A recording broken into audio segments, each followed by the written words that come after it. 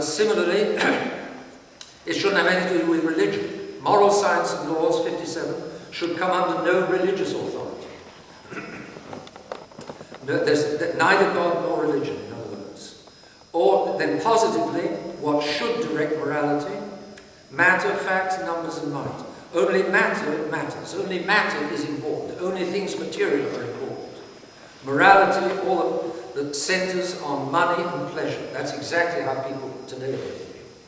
Or what makes something right and wrong is whether enables me to make money and whether it gives me, obtains me pleasure. 59, facts are right. If something is a fact, then simply by being a fact, even if it's an evil fact, it's perfectly right. Stalin killing millions and millions, he did it, it's a fact, therefore it's all right. No. Duties are nothing, they're just a word. Whatever happens is right. Terrible things happen, somebody commits a terrible crime, it's right because it's happened. Numbers. Authority arises only from adding up numbers and from adding up material forces. That, of course, is one of the principles behind democracy. Numbers make truth. Nonsense. Nonsense. Like the little story game from the schoolroom. One of the children brings in a kitten, and he says, "Mistress, is it a boy or is it a girl?" And another of the little children puts up a hand and she says, "Let's take a vote."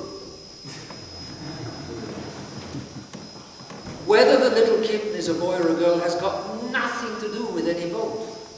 It's the reality in itself, and the vote's going to make no difference at all.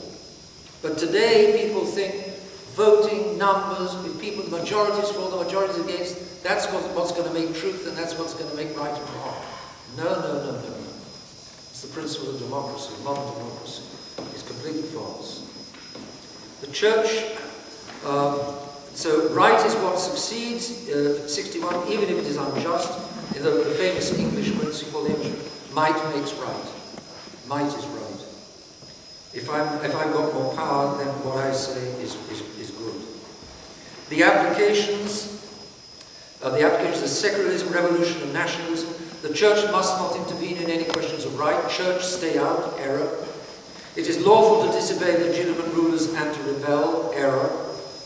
According to Catholic teaching, it's only lawful to revolt against in extreme circumstances. Extreme circumstances. Because normally a revolt will do more harm than good. Very, very well.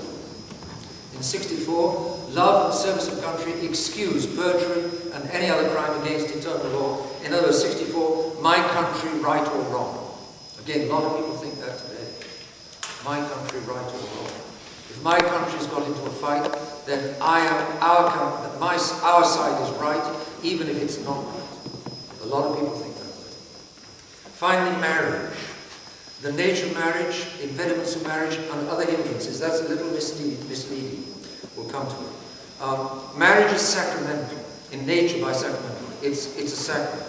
The error is that Christ never raised marriage to being a sacrament. 66. A subtle form of the error. The sacrament of marriage consists in the nuptial blessing and not in the contract itself. The church teaches that the sacramentality is in the contract itself between Catholics, between Christians. It's not just in the nuptial blessing stuck on at the end. It's in the substance of the very contract. The very contract of a Catholic marriage is a sacrament. Thirdly, is 67. By natural law, marriage is dissoluble. That's a classic error of poor old human nature, wanting to get out of marriages. Oh, poor old human nature. By natural law, marriage is dissoluble, and the state may dissolve it. And of course, that's another error. What God has put together, let no man put asunder, says our Lord. And the state may not dissolve marriages. 68. Then there are 68, 69, 70 concern impediments. Impediments is again a technical term for an automatic or a diriment impediment makes a marriage absolutely invalid. For instance, deceit, serious deceit.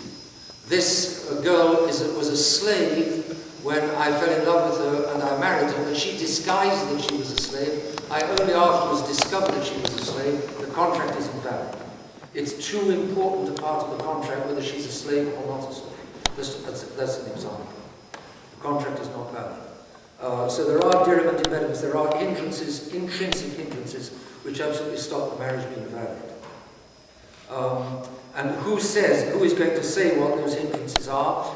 68, 69, 70, the state will say what they are, and the church may not say what they are. Actually, many states follow the Catholic Church when the state has a right to concern itself with marriages.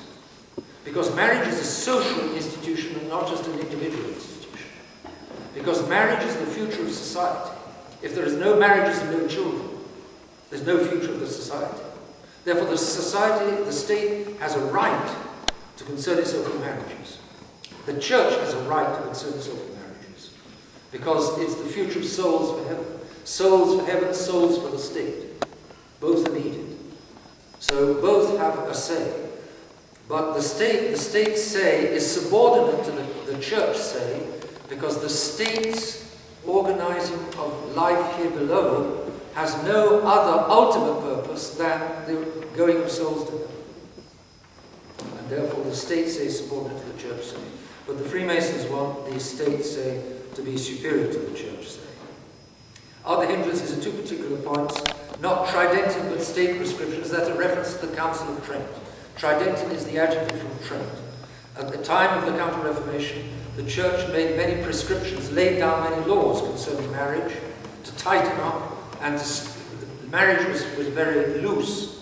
The administration of marriage was very loose. There were a lot of sinning and a lot of adultery and so on. And so the church